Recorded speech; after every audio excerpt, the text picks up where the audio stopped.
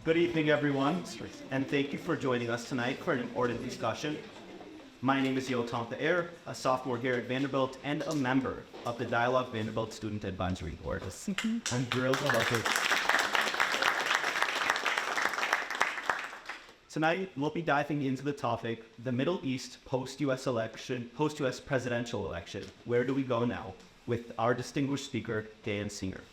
Before we begin what promises to be an insightful discussion on a region that has seen its fair share of turbulence over the past year, I have the honor of introducing Chancellor Daniel Diermeier. An internationally renowned political scientist, management scholar, and visionary leader, Diermeier is Vanderbilt's ninth chancellor. Since 2020, Chancellor Diermeier has led a number of ambitious initiatives to increase Vanderbilt's impact and reach and to expand its global presence and reputation. A nationally recognized leader in free expression and civil discourse, he drives efforts to create a culture of radical collaboration, open dialogue, and personal growth that embraces wide-ranging points of view, so that Vanderbilt students and faculty can realize their potential and lead in a complex, ever-changing world. Before arriving at Vanderbilt, Chancellor Diermeier served in faculty and leadership roles at Stanford Northwestern University and the University of Chicago, where he served as Dean of the Harris School of Public Policy and later as Provost. Chancellor Diermeier is a Fellow of the American Academy of Arts and Sciences and the Guggenheim Foundation. He has written 5 books and more than 100 research articles in various fields, but mostly in the field of political science, economics, and management. Please join me in welcoming Chancellor Diermeier.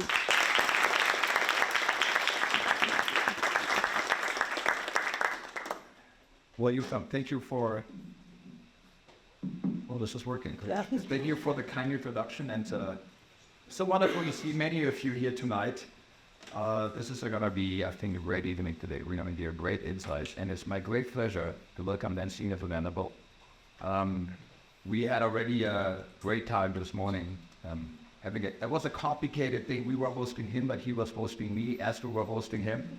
So I was repetitive. Yeah, but he was a guest on my podcast. Okay, so we recorded it on his turf, not mine. So it was a complicated, very appropriate for a diplomatic. Right. So I was like, "Welcome to the podcast." He's like, "Welcome to the camera." That was great. We're so delighted to be with us today, and we go way back. I think the connection originally was that I read your book on Startup Nation, which everybody should read. It's a fantastic book, very insightful about really the history and also the factors that made the innovation system in Israel work. What were the particularly causes and how was it done? And what I think makes Dan so fascinating is that he has a day job too, by trade, and so he does that. But in his spare time, he has become an expert on how to think about innovation, particularly in the Israeli context. He knows a lot and cares a lot. He's an expert really on the whole political situation of the Middle East, of course, which will be the focus today. And then he also is very knowledgeable about questions of free expression, institutional neutrality, civil discourse. We had a wonderful discussion in New York weeks ago where that was the main topic, and that was also the main topic today, and in the discussion that will be the basis for the podcast. This, of course, is something that we are very passionate about here at Vanderbilt, and that is an important part of our community, of the values that we hold dear. It is the key and the motivation for that at Vanderbilt, and so I'm great to have some of the student ambassadors here today, including Dr. Ahmed, which really has taken to among the students and as far as the distinguishing features that make a Vanderbilt education special. And I just want to share one little example of that I was particularly proud of. We're going through pretty polarized times right now in this country. I'm sure you've noticed. And I was yesterday watching, and was crazy what's going on. The thing, however, on campus that made me so proud have been denied before the election.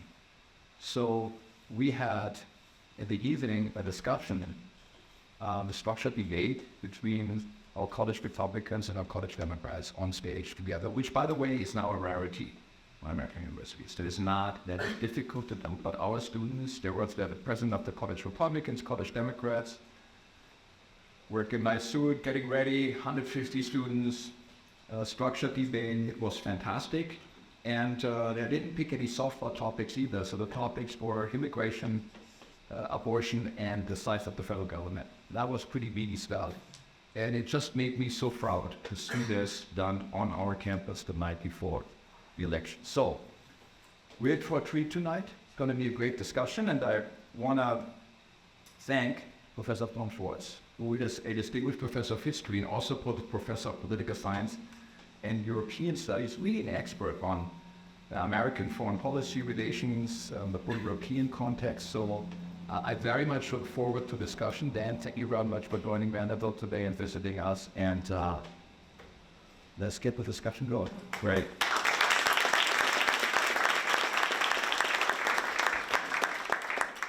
Well, it's my great honor to introduce Dan Senor. I want to say a few words just about his background. The Chancellor's already said something, but Dan Senor is an equity partner, the Chief Public Affairs Officer, a member of the Management Committee at Elliott Investment Management, LP. He joined Elliott in 2010 and has since developed and supervises the firm's global communications team, global public policy team, and geopolitical risk functions. Dan served as a senior advisor to U.S. Senator Mitt Romney and former U.S. Speaker of the House Paul Ryan in their campaigns for national office. During the presidential administration of George W. Bush, Dan was based in Baghdad for a year, where he served as chief spokesperson for the U.S.-led coalition in Iraq. Before that, he was a senior Defense Department official based at the U.S. Central Command in Qatar. For his service in these roles, he was awarded the Pentagon's highest civilian honor, the U.S. Department of Defense Medal for Distinguished Public Service. Dan's the co-author of The Genius of Israel, The Surprising Resilience of a Divided Nation in a Turbulent World, which I can strongly recommend, and of course, Startup Nation, Israel's Economic Miracle, which the Chancellor mentioned. His podcast, Call Me Back, is really required listening for anyone wanting to understand current Israeli Middle Eastern politics. What's on everyone's minds is what changes you foresee in the Trump administration's policy toward Israel, war in Gaza, Lebanon, and Iran. The last few days have seen a flurry of appointments to diplomatic posts in the administration, with the result that today the New York Times reported the Israeli right sees allies in their interest in annexing the West Bank, while Arab Americans and liberal Jews are fearful of the new appointees. How do you assess the situation and possible changes in American policy? There's a lot to say. Every sentence there. We'll get to it. Yeah. First of all, I just want to take a moment to thank you all for being here. Thank you, Tom, for moderating the conversation, and thank you to Chancellor Diermeier, who I feel like I've been talking about Israel with for a number of years. We talked about doing an event here. We first talked about doing an event summer of 23, and we were going to do it when that book came out, which was November of 23. And as you may recall, between the summer and November of 23, there was October 7th, and we agreed that it was probably made sense to push the event off. But true to who he is, Chancellor Diermeier didn't forget and was insistent that we do the event, and he reached out to me in the spring and said, we really got to do this event. And so and I was thrilled to be here. And this day for me has been fascinating because I started the day with the Chancellor recording the podcast. By the way, great podcast recording studio. Just that's a parenthetic. I'm sure one of the only people that would list that on the attributes of Vanderbilt. That's something, but it's something I can appreciate. Audience of one, and then I spent time over the next several hours in two different settings with students. One was a roundtable roundtable, and the other one was in a communications debate class. I don't want to screw up the nomenclature here, so I'm just losing describing what these classes were. But I was struck by two things. One, when Chancellor Diermeier says this is an institution committed to intellectual diversity, it's one thing for it to come from the leadership of the school, and it can sometimes these things sound like talking points, but then we actually spend time with students, and you're like, oh wow, it's legit. It's like real. Like the depth of intellectual curiosity among the students I spent time with today, and in many cases the diversity of the views was very refreshing. I spend a lot of time these days on college campuses trying to deal with what someone called the madness and help students who are trying to counter the madness. And it's very easy these days. You hear a lot of people in the U.S. lamenting what's happening at higher education this past year. And I would say, rather than just lamenting about where things have gone wrong, it's important to put a spotlight on where things are going right. And to me, Vanderbilt is like a sterling example of a place that has been is just performed beautifully and impressively and with integrity and with intellectual diversity, minus the madness. And so, so I applaud the chancellor, Darren, and I spent time with Amy, and again, some of the students who escorted me around today, whose names I won't mention because I don't want to embarrass them. But I learned a lot about Vanderbilt today, and I'm grateful. To your question, I think the big change, and we can break this down in a conversation, yeah. But if I had to explain the big change between the Biden administration and the incoming Trump administration as it relates to the Middle East, it's that neither the Trump administration nor increasingly the government of Israel and the Israeli public view the Israeli-Palestinian conflict and the Israel-Gaza war in isolation. So for years now, it had been pretty standard in U.S. foreign policy, really for administrations of both parties, to view the Israeli-Palestinian conflict as just like a standalone conflict. And as opposed to taking a step back and saying it's one front in a 7-front war.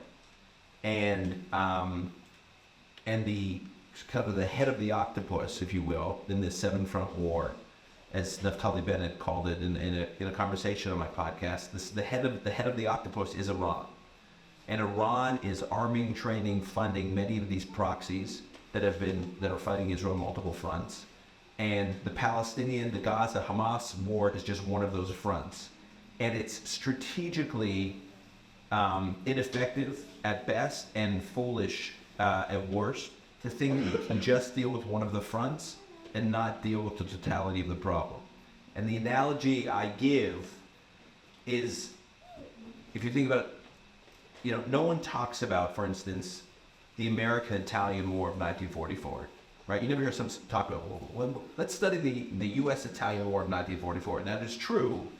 The U.S. and Italy were fighting in 1944. It is true that American GIs were fighting and getting killed in Italy. But the reason we don't talk about the American-Italian War of 1944 is because it was one sub-war, if you will, of a broader war going on against the Axis powers, against, the head of that octopus was Nazi Germany. And so I think the Trump team, the incoming Trump team, views the Gaza war as that, the equivalent of like trying to talk about the American-Italian War in 1944 as though it's disconnected from something bigger. And I would say the Israeli public was not there, actually. I would say the incoming Trump team was probably farther along on this. The Israeli public is only now, I would say in the last 3 to 6 months, coming to terms with the fact that, I don't want to say they don't have a Palestinian Hamas problem, they do, but it's not the real problem. And they're realizing that none of these problems in the region against the proxies Israel's fighting gets resolved until someone, whether it's Israel, the U.S., or someone else, deals with Iran. And so that's on the one hand clarifying. On the other hand, it's unnerving, because you do realize at that point that we're in for a very long war, one way or the other, because it really is a regional war. And as it relates, again, specifically to the Trump team, if you just look, as I said to a group of the students I met with today, we have this fascinating, regardless of what you think of the various players, it's a fascinating laboratory or experiment in that we have an administration coming into power that is being led by someone who's already been president. So normally you have someone who's going to be president who's never been president before, and so you're flying blind, kind of, or you try to like piece together how they may serve based on their previous record in the Senate or where. Or you have an incumbent president who's just won a second term, and so their second term is just an extension. But this is one of these rare moments in American history where you have a president who's going to have a second term, who was in office, had an administration from beginning to end, left, a different president came in, changed policies substantially, and now this new president is coming back in, but he's not really new because he's already served, and you can actually look what he did last time. If you look what he did last time, a big focus of his foreign policy was what we, call the maximum pressure campaign on Iran, which was putting enormous pressure on Iran, economically certainly. We imposed massive sanctions against Iran. Also militarily, the Trump administration, the U.S. took out Qasem Soleimani, the head of the Iranian Revolutionary Guard Corps. So it was maximum pressure on Iran. And then the administration went out of office and the Biden team came in, and the Biden team's focus was I don't want to say minimal pressure, but much less pressure, because at that point they were trying to get Iran back into the Iran deal, so the pressure went way down. I think what we are going to see now, and we can get more granular, but I think we're headed for a maximum pressure campaign again against Iran. Well, let me ask you, let's follow up on Iran. There was a piece in the Wall Street Journal recently about the prospect of Iran racing toward a nuclear bomb. What do you think, what's your best sort of guess about what the considerations now within the Iranian leadership are of how to deal with Trump and Israel? Or are there moderates in Iran who want an agreement that the Obama administration believed were there, that Biden believed there, or have we really crossed that line now? So I think that, look, it's hard to know exactly who, the decision-making in Iran is pretty opaque. No one's been really able to penetrate. U.S. intelligence has not. The Israelis have to some degree, but even, they have a very incomplete picture. So it's very hard to kind of understand the decision-making within Iran outside of the supreme leader, outside of Khamenei, who was the ultimate decision-maker. Now, we do know he has people around him who are cautioning for a more moderate posture, and then there are some who are advocating for a much harder line position, and they were definitely pushing Iran to respond to Israel's last attack against Iran, and they were actually pushing, we know from public sources, that they were pushing for Iran to hit Israel before the U.S. election. In fact, there was concern that they were going to hit Israel like on the day of our election. That was like a very viable scenario. So we don't really know what they're thinking, but you can try to piece together just based on how one would calculate in a geopolitical situation. So what has happened to Iran? First of all, over the last several years, before you get to the last couple of months, over the last several years, their hold on the Iranian population seems to be increasingly fragile. There have been some consistently very public protests against reform-oriented protests against the regime.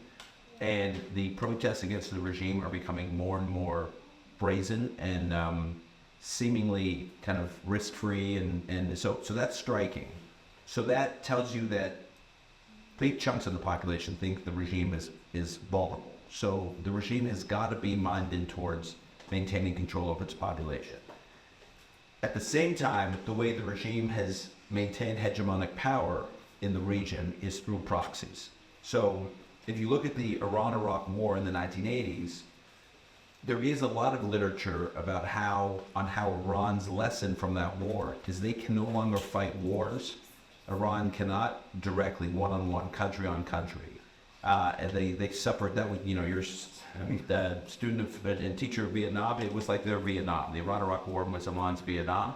And after that, many argued we can never do it this way again, yet they still had ambitions to have hegemonic power in the region.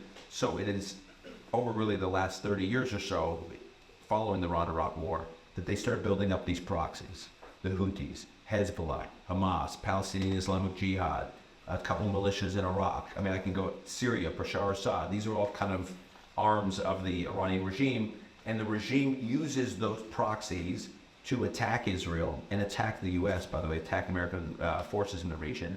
And then it always creates this conundrum for Israel or the U.S. Who do they respond to? Do they respond to Tehran, or do they respond to the proxies?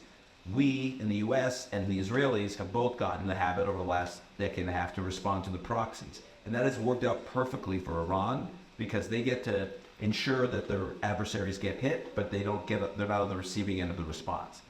What Israel has done over the last 6 to 8 weeks is extraordinary.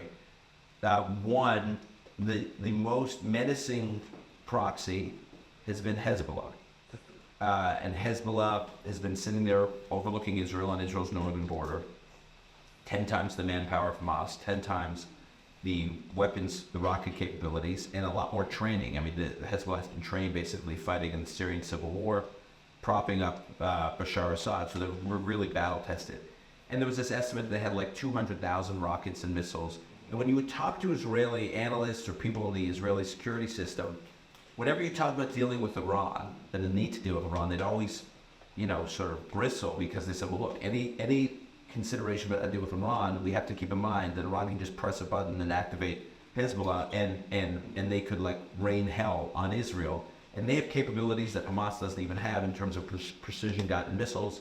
They could hit critical infrastructure in Israel. They could hit the center of Israel. They could, like, literally, the fear was they could completely take down Tel Aviv. And so the Israelis lived in that fear, fear. They lived in fear of this Hezbollah staring them down in the northern border, and Iran knew that. And what Israel's done over the last couple of months is it's basically systematically degraded or even completely eliminated, all but eliminated the threat of Hezbollah by obviously assassinating Hassan Nasrallah and taking out his leadership so that like there's no successors available now. You hear these stories about a successor gets chosen to Hassan Nasrallah and they're dead within 48 hours. It's like the least sought after promotion anybody wants now. Like now it's like, hey, we thought we had you in mind to be the next in line ahead of Hezbollah. They're like, no, I need more development. I think I need another year, before you put. So no one wants to serve in the top jobs. So they've taken out the leadership. They've really warped down the missiles and the whole arsenal of Hezbollah. The estimate is somewhere 50% plus they've taken down. And the ingenuity of the attacks, like the walkie-talkie and pager attacks, has completely rattled senior members of Hezbollah, and it's completely, from what we understand, rattled the number of players in Tehran because they didn't realize Israel had these capabilities, so it's put them on their back foot.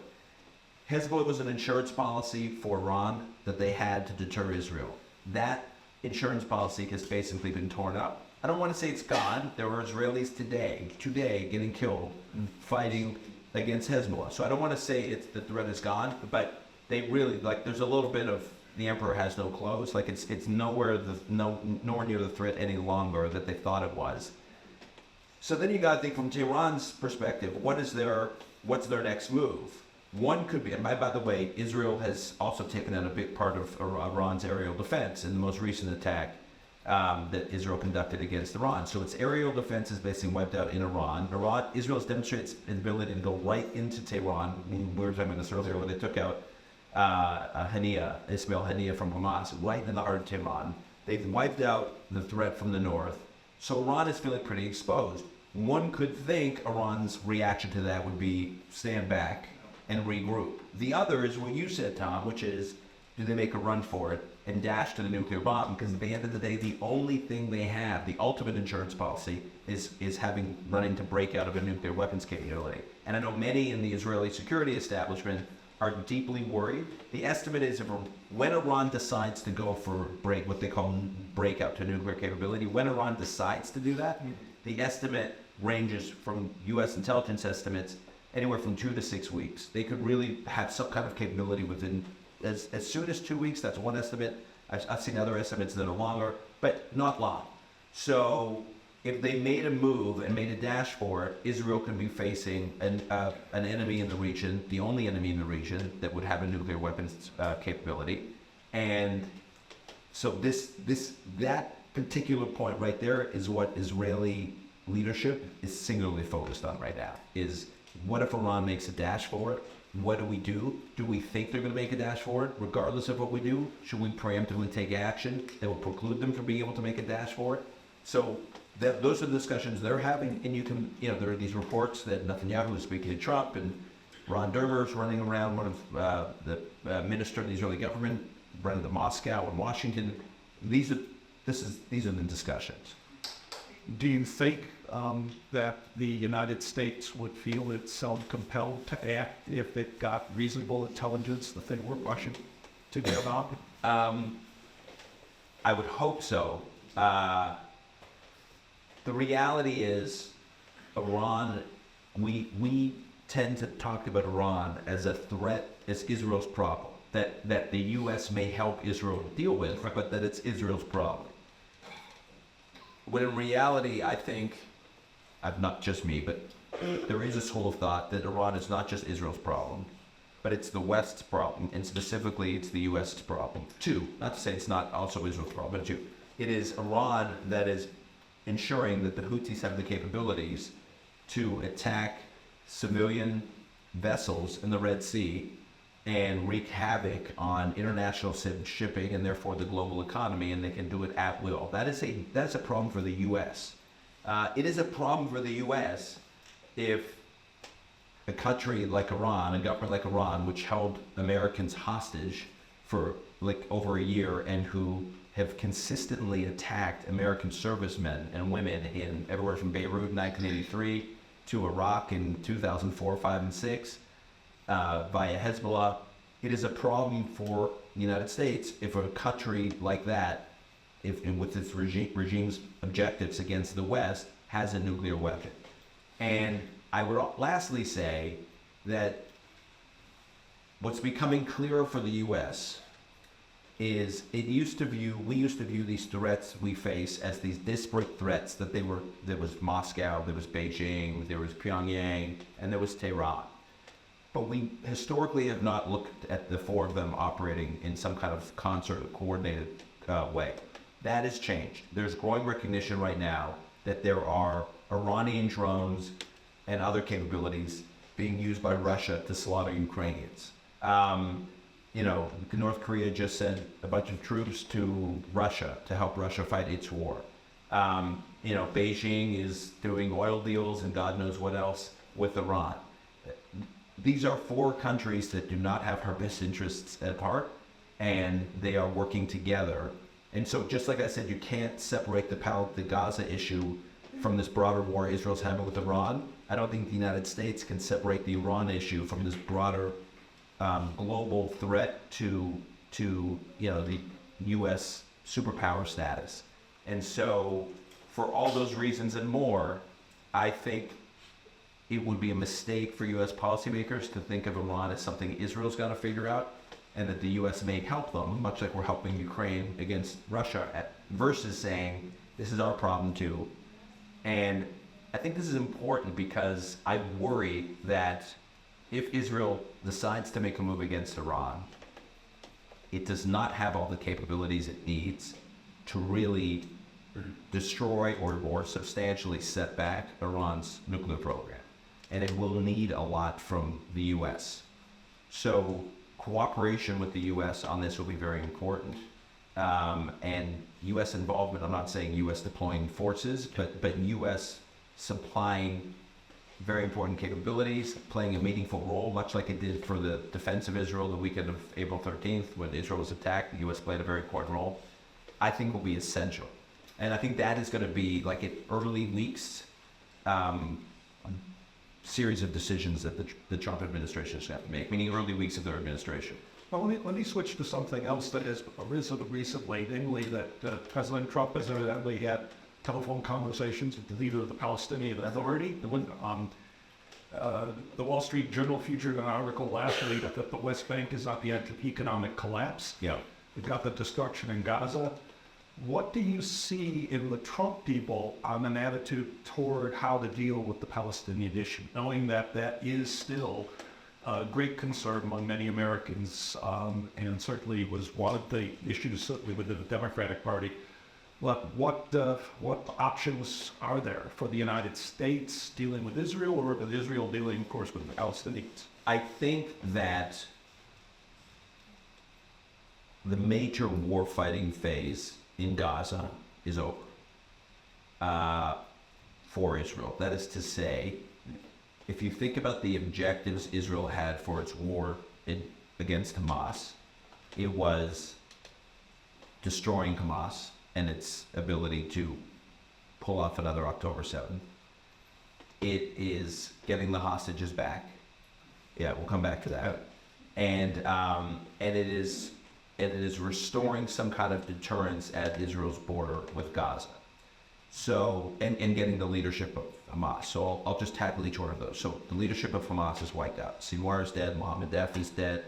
And that was not only important, like, for the U.S., similar to the U.S. getting bin Laden. It was important for symbolic reasons. It was also very important for operational reasons, which I want to come back to. Operational on the ground in Gaza. They basically, the IDF has basically wiped out Hamas. Hamas was organized as a, and I said this today to the students, we tend to talk about Hamas as like a militia, like it's a ragman, it's a terrorist organization, it's not a real military. That's nonsense. It's a real military. It is organized like a light infantry army of a sovereign nation. It has 24 to 26 brigades, depending on how you calculate the brigade sizes. Each brigade was assigned a different geography in Gaza. Each brigade has a command and control. I mean, it was a well-trained, well-armed army. And it's been, I don't want to say completely wiped out, but largely broken down. That is to say, there are still Hamas fighters that have survived the war. So they can cause problems, they can attack, they can kill Israeli soldiers, so that's bad. But they're not part of an organized military. If the October 7th attack could have only happened by an organized assault, like a big, organized, well-controlled, well-trained, with a real command and control, real chain of command style operation, that's broken. So you have fighters that are out there, but they're not part of a larger organization. So that's important. Tragically, perhaps no doubt the most tragic part of this whole story is that the hostages are not all back. And I don't see a clear path for getting them back, but we can get into that, at least in the near term. So that's one massive failure. But otherwise, the actual war fighting, I think, is mostly over. We'll still see little spikes here and there, flare-ups, but it's mostly over. And so what do I think is going to happen from here on in? One, I think Israel's going to maintain a security presence for the foreseeable future in 3 areas in Gaza, which is the Gaza-Egypt border, so what they call, the Philadelphia corridor, that area. And that's very important because for about 15 years, Hamas was getting its armaments, getting its resources, getting its cement and other engineering equipment to build the tunnel system. All that was coming through the Philadelphia corridor, through the Gaza-Egypt border. So for the foreseeable future, Israel will need to maintain a security presence there. 2, there's the Netzarim corridor, which is a corridor by about 8 kilometers by 8 kilometers, right in the middle of Gaza. And Israel's there now, and it will be there for a while because that is how Israel controls population flow from southern Gaza to northern Gaza, which can get you right up to where they penetrated on October 7th. And if they want, there will still be a lot of Palestinian civilians living up in northern Gaza, but Israel wants to make sure it's not so easy for the terrorists to infiltrate that corridor and get up to the north. And then, of course, Israel will need some sort of security presence right there at the Gaza-Israel border up in northern Gaza, just to make sure there's not another October 7th where you had, Hamas terrorists being able to, topple a fence and be 1 kilometer from, kibbutz Nachal Oz or, Kibbutz Be'eri or wherever. So that will be the Israeli security presence for a while. There had been a hope in Israeli circles that maybe that security presence could be provided by a third-party Arab country, like the Saudis or the Emiratis. So far, that has not materialized. It could still materialize. And even if it does materialize, it's complicated because then Israel has to decide, well, are we going to totally defer to the Saudis or the Emiratis for our security, for Israel's security? So I'm not so sure how easy that would be. That said, if they were willing to come, that would be good. I'm not convinced that the Saudis and the Emiratis want their young soldiers dying in Gaza for a cause, to be honest, that they actually don't care that much about. I mean, they really don't. And so I unfortunately think it'll be left to Israel. That said, if the post-Hamas world in Gaza could have some kind of legitimacy from the Arab world, if they can kind of bless it, that would be important. And then the last thing is, outside of Israel having some kind of long-term security in Gaza, could there be a civil administration that's Palestinian that runs the domestic affairs of Gaza? So there would have to be a post-Hamas, obviously can't be Hamas, so it has to be an alternative to Hamas. I don't quite know who it is, and there's a lot of work being done on trying to identify who could step up and do that. But you definitely want Palestinian leaders running domestic government for the Palestinians in Gaza. Israel cannot be in that business. Israel was in that business up until they withdrew from Gaza in 2005, and it was very difficult for everybody, and so Israel should not get back into that business. And this comes back to what I said at the beginning about killing Senor. This is why getting Senor was more than just symbolic. The hold that Senor had over the Palestinian people is hard to overstate. Keep in mind, when he was serving his 4 life sentences in an Israeli prison, so in 2011, Senor was released from prison in this prisoner exchange for Gilad Shalit. Senor was serving 4 life sentences not because he killed Israelis. He was serving 4 life sentences because of all the Palestinians he had slaughtered.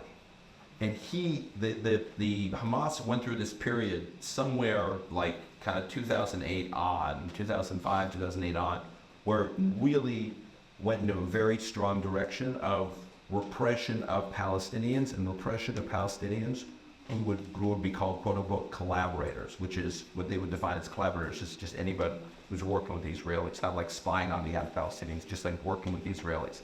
And he was brutal. I mean, he was known to have sometimes killed some of these Palestinian collaborators with his bare hands. He can do it himself. And that's why he was in an Israeli prison. So the aura of Senor, I mean, it's just, and talk to Palestinians, they like shake when they think about him. They were terrified of him. And so him being killed was very, people, I would say to me all the time, and I would ask this of Israeli government officials, what's the day after plan for Gaza? This was months ago. What's the day after plan?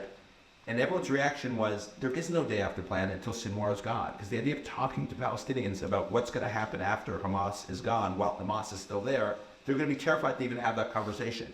We are now in the phase, really like right now, it's the first time that Palestinians can start having a conversation about an alternative to Hamas running Gaza because Senor is out of the picture. So now we'll see what emerges, but this is actually the time to start seeing if something bubbles up.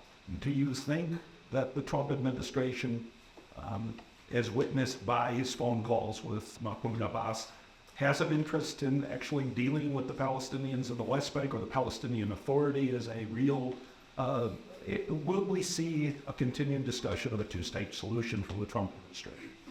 I think,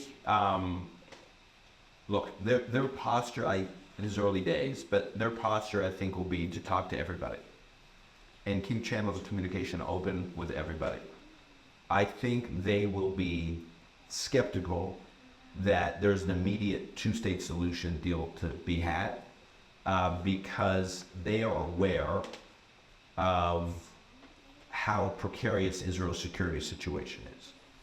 That is to say, and I know I don't need to tell people in this room this, but I'll just spend a minute because every time I talk about the mindset of Israelis after October 7th, I just have to establish these few things. One, the weekend of October 7th for Israeli society was on proportionate terms to the U.S., the equivalent of 33 9/11s in one weekend.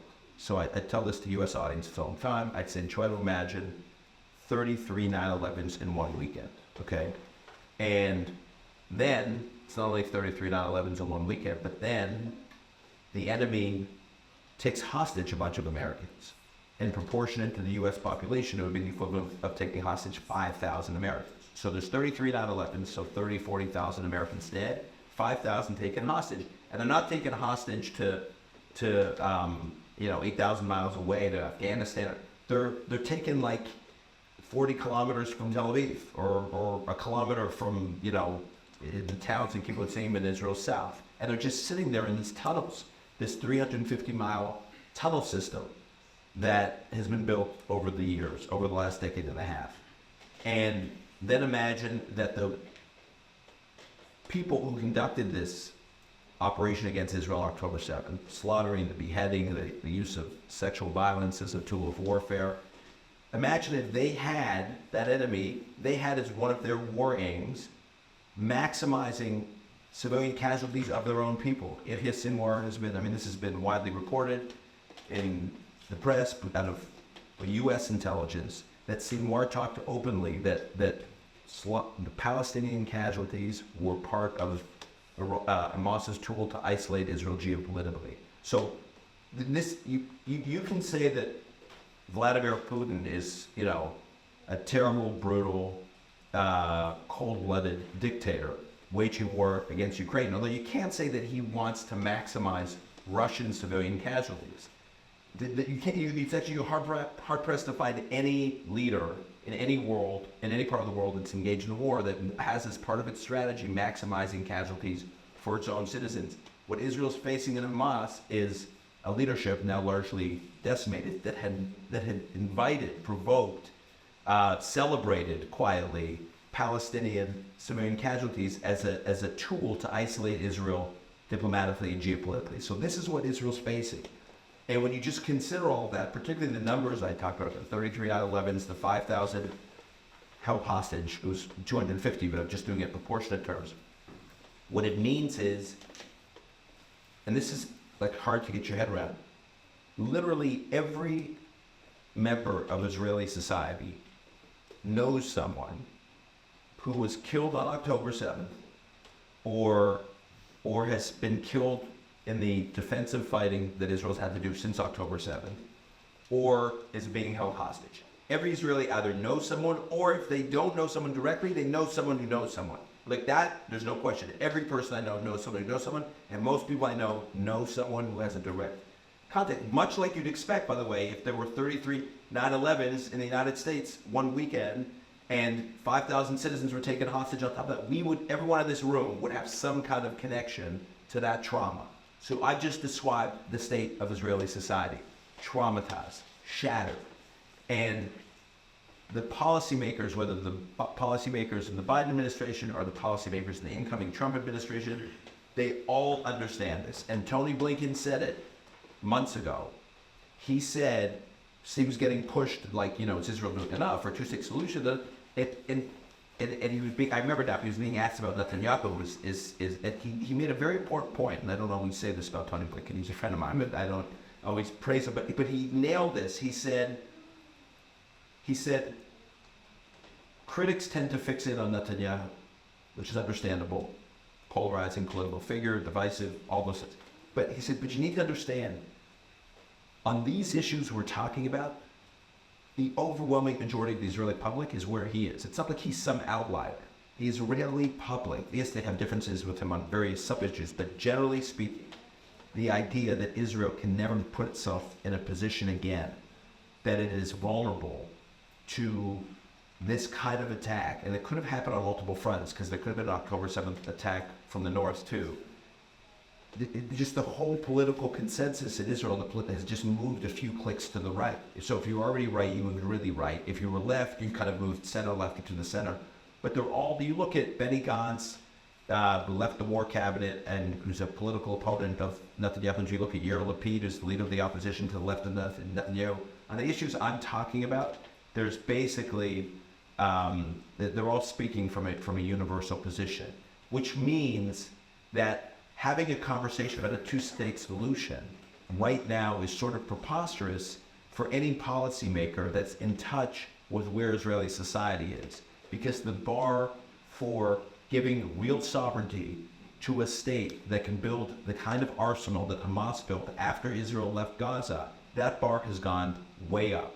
So if you're going to, you know, Israel left Gaza in 2005, Israel's back in Gaza now. Israel left southern Lebanon in 2000, Israel's back in southern Lebanon fighting. In fact, every place Israel has left in the last 20 plus years, Israelis are now dying fighting in those places. So most Israelis feel like we didn't get anything by leaving. Doesn't mean we want to reoccupy these places.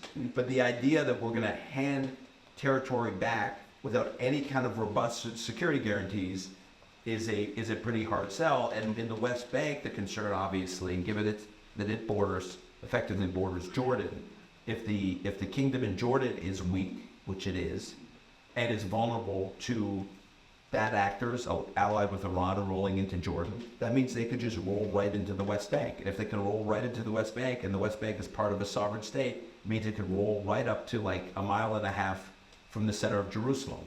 And so I'm just painting a picture of why the conversation about a two-state solution, while as a long-term horizon and a long-term objective makes a lot of sense, I think Israel is going to be minded to move very incrementally, and I think U.S. policymakers will be in the same place.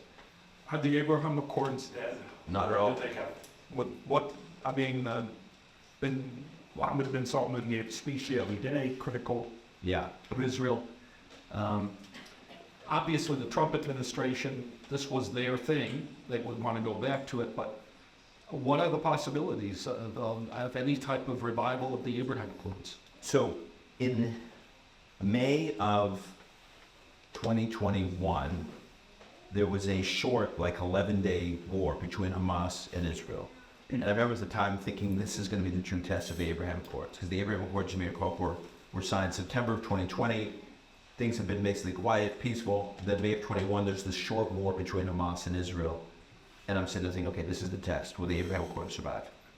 Nonsense. The real test of the Abraham Accords was this past year. This was the true test of the Abraham Accords. And as we are sitting here tonight, the Emirati ambassador is in Tel Aviv. The Bahraini ambassador is in Tel Aviv. The Moroccan ambassador is in Tel Aviv. Their embassies are busy. There's business deals happening between Israel and those countries. There's a lot of civilian tourist travel between all of those countries. So at a practical level, the Abraham Accords are alive. Now comes your question about whether or not they can be expanded. Well, could there be some version of an Abraham Accords with the Saudis? So I don't think the Saudis have joined the Abraham Accords and want their own deal. They kind of want it to be a U.S. Saudi-Israel deal. So I think it's important to separate what MBS says publicly to calm the Arab street. So I think he makes some incendiary statements that I'm not sure reflects where he's heading from a policy standpoint. And I've been told by a number of people who see him that he lives in fear of having the same fate as Anwar Sadat. So he's very sensitive to managing the street, so to speak, and the perceptions. So I think those statements you see are a reflection of that. The biggest threat to the Abraham Accords, in my view, was that Israel was perceived on the weekend of October 7th to be a paper tiger. Let me just go back a little bit, history of period you know well, 1973, the Yom Kippur War. So Israel's triumphant after the Six-Day War of 1967, 5-6 years later, they're on top of the world, and then they get completely humiliated and surprised.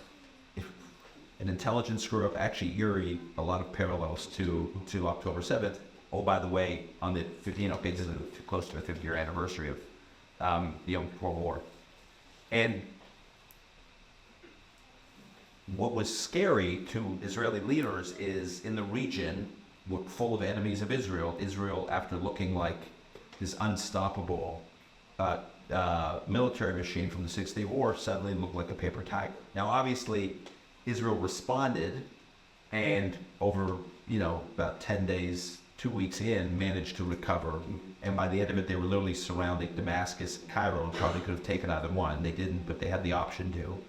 And they regained the strength, and then Israel reestablished itself so powerfully as the dominant power in the region. In fact, in U.S. military academies here in the U.S., of the Israeli wars they don't study the Six-Day War, they study the Yom Kippur War, because to them, the U.S. military academies think it's much more impressive because Israel was so caught off guard, was on its back foot, and had managed to bounce back, so they study the bounce back. October 7th in many ways was similar because I fear that Israel appeared like a paper tiger. If you look at why the Abraham Accords happened, why did all these Arab countries want to normalize with Israel? I say all these Arab countries, including Saudi, because the Abraham Accords would not have happened without Saudi Arabia's blessing. Saudi Arabia did a lot of things early on to enable the Bahrainis and the Emiratis to normalize. So why did they all want in on Israel? It wasn't because they saw Israel some worthy charitable cause. Okay, it wasn't because they all became, all these Saudis and Emiratis and Bahrainis suddenly became, Zionists. They're not reading the Herzl and thinking, wow, this really, now we understand it. They wanted to normalize with Israel because it was in their interest to do so, because they saw Israel as a source of strength and power, and they wanted to piggyback onto that strength and power. So they saw Israel as a technology superpower globally. They saw Israel as a regional economic superpower, and they saw Israel as a military and technology juggernaut. Given that these countries' modernizations of their economies were dependent on innovation, and they had a Silicon Valley in their backyard, Israel, they wanted in on that. As one Saudi leader once told me, he goes, "Why do we want to co-innovate with an innovation ecosystem? Why do we have to fly 15, 18 hours to the Bay Area? We can do it right here with the Israelis, which is a 4 or 5 hour, 3 hour flight, depending on where you are." So they wanted in on that. And they have a common enemy, which is Iran. So they wanted to piggyback onto Israel's intelligence and military capabilities. The risk of October 7th was Israel suddenly looked a lot less fearsome from a military and intelligence standpoint. And the Saudis and others were saying, wait a minute, what did we bank on here? Why do we want to bet on this country? They obviously don't look so strong. And so that to me was the risk for the Abraham Accords, is that they start pulling back, saying, is it worth the risk to partner with these guys who don't look all that powerful? It's actually why I think the last 6 to 8 weeks for Israel was so important, among other things, is that they reestablished how impressive they are with taking out Hania in the heart of Tehran, the walkie-talkie and pager attack, taking on Nasrallah. Like, all of those moves sent a message to the Sunni Gulf, oh yeah, this is who we thought, this is who we were banking on. I had friends who were officials in Sunni Gulf governments who were WhatsApping me saying, this is incredible, they shouldn't stop, they should keep going. Next stop, the Houthis. I mean, they were dazzled by it. And so I think that is very important to not only reestablishing deterrence, but reminding Israel's friends, new friends in the region, and potential future friends, why they want to be friends with Israel. And the Saudis are watching all this very closely, and I think they want in on an Israeli normalization plan as much today as they did before October 7th. Obviously, October 7th delayed things. October 7th may have raised the bar in terms of concessions Israel has to make to the Palestinians in the context of a deal with Saudi. But I think Saudi's need for Israel hasn't changed. And if anything, over the last few weeks, Israel's reminded the Saudis why they have an interest in normalizing with Israel. Do you think, I know that you feel a great deal of interest in how the universities reacted here in the United States. Some of you referenced Vietnam earlier, and I was thinking one of the things we talk about in my class is the media's depiction of the war.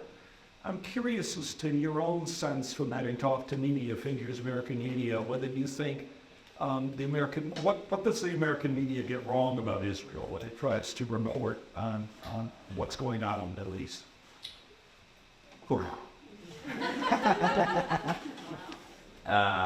How much time do we have? We're kind of near the end. Yeah. That's right. There's so many directions to go here. Okay, let me first say, because you're an expert on the Vietnam War, and I do think it's an important comparison. Before October 7th, I would always say the most scrutinized war that I know of in history by the American media was the Vietnam War. There was nothing quite like it. Now imagine the Vietnam War with TikTok, smartphones. I could go on and on and on, right? So the Israel-Gaza war has now overtaken the Vietnam War as the most scrutinized war by the media. The reaction over here and in many European capitals to the Israel-Gaza war, again, drawing the parallel to Vietnam, so as you know, there are protests on universities, very, very aggressive, very violent protests.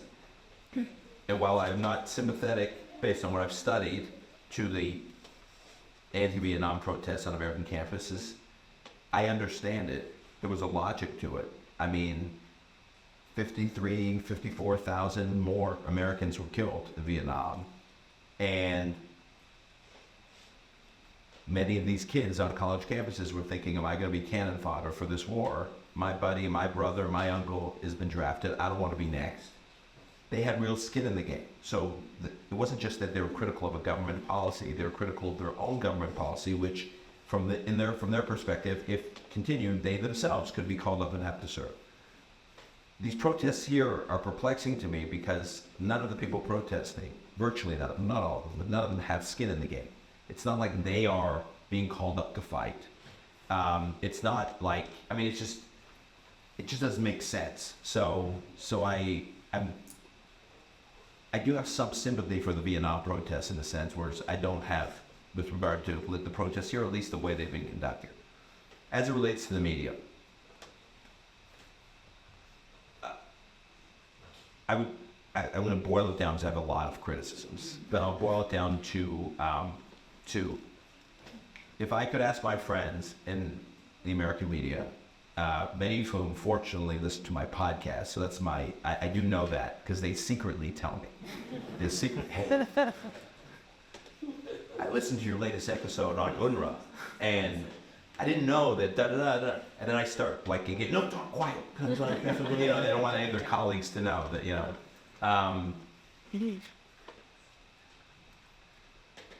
every time I hear criticism from the American media of an Israeli policy, an Israeli decision, my response is not that the Israeli government should not be criticized. The Israeli government should be criticized. I'm often critical of the Israeli government. I've been critical of things the Israeli government has done in the past year. I have been critical of other Israeli government policies over the years, as much as I'm critical of other governments' policies. That is a totally reasonable thing to do for anyone who's thoughtful about thinking about the affairs of these different states. The problem is what is often embedded in the scrutiny and criticism of Israeli policy in the Western media is sort of this open-ended, hanging question about whether or not Israel has a right to exist at all. It's not just that they did these terrible things, but who gave them the right to do this? How did they even come into existence? Why do they have a right to exist? So I'm very critical of Chinese government policy. It would never occur to me to question whether or not China has a right to exist. Or if you look at all the other countries that were created in and around the time that Israel was created, the modern state of Israel was created, after the fall of the Ottoman Empire, after the end of the British and French colonial presences in the Middle East. All these other countries were created. I'm very critical of Bashar Assad and Syrian policy over the last decade, even before that. I never said they're saying, but does Syria have a right to exist? Why does Syria exist anyways? Where did all these Syrians come from? Somehow embedded in the debate about Israel is it's not enough to just be critical of the policy. There's somehow this embedded in the debate about whether or not Israel's existence is a fraud that needs to be corrected. That's the first thing. The second thing is when the media is critical or zeroes in on something Israel does, I ask the question of journalists all the time. I said, if another country did that, in fact, there are plenty of governments that have done what you were focused on. Are you focused on those governments too? Because it seems that the only one that winds up the object obsession of the media is Israel. So why are you holding Israel to the standard that you don't hold any other country or any other government? And what I tell them is that is inherently a double standard, right? Like you are holding Israel to an entirely different standard than you hold any other country and any other government, including the U.S. government. And a double standard is inherently a form of discrimination. It is. And it is discriminating against the only Jewish state on the planet and applying a standard of scrutiny and judgment to it that is not applied to any other country or any other government. And it's this tiny country, right? You're talking about 9+ million people. With the Palestinians, so you're talking about 13 million people. It's like half the size of Cairo, like just to give you a sense of how small it is. The entire landmass of Israel is 1/100th of 1% of the world's landmass. It's this tiny place, speck of a country, tiny population, and that the media is obsessed with everything that is happening in this place by this government. Why? Why them and no one else? Is that, I say to journalists, does not give you pause? It's not odd that we just heard today, or last few days, that 61,000 people have been slaughtered in Sudan. What's the number? Is the number right? Yeah, 61,000. I literally, I had to dig it up. I had to dig up the stat. 61, it's now been embedded into 40,000 Palestinians, 40,000, we hear this number, 40,000, It's universal. It's everywhere. It just, so why the focus? And nobody really has a good answer, which is kind of the answer. And the third point I'd make, I said two, but I'll do a third, but I'll stop at three, is the point I made at the beginning, which is the media can only really cover stories in a David versus Goliath narrative. That's the only way they know how to like structure a story, generally. And they zoom in on Israel in a way they do not zoom in on any other country. And then their Goliath is David, and their David is the Palestinians. And they're choosing to kind of constrain their coverage kind of in that context. And when I say, but what happens when you zoom out? Like, Israel had to take out in 2007 a nuclear reactor in Syria. Syria was building a nuclear bomb, and it wasn't like for nuclear energy. You know, it was pointed at Israel, right? You zoom out to Syria, and you zoom out to Lebanon and Hezbollah, and you then keep zooming out and zooming out to Iran. And suddenly, as you zoom higher and higher and higher, you realize that Israel is the David in the story. And Israel is surrounded by enemies, basically in a state of war since its founding. And there are, 23 Arab states. There are 400 million Muslims, Arab Muslims in the Middle East, most of whom have access to a state of their own. There are well over 1 billion Muslims in the world. This tiny little Israel, you want to talk about David and Goliath? Israel is the David in this broader story. And so it's irresponsible to just behave as though the only conflict in the region is the Israeli-Palestinian conflict, and if that will resolve, the whole region will be stabilized. That is ridiculous. No one in the region believes that. Iran is not building a nuclear bomb pointed at Israel because, Israel hasn't made enough progress in giving the Palestinian statehood. The pursuit of Palestinian statehood is a tool of Iran's, but it's not an objective of Iran's, that if that objective is met, they'll pull back. And so those are some of my rays. I think we've reached the end of the discussion, but I want to just thank you so much for coming.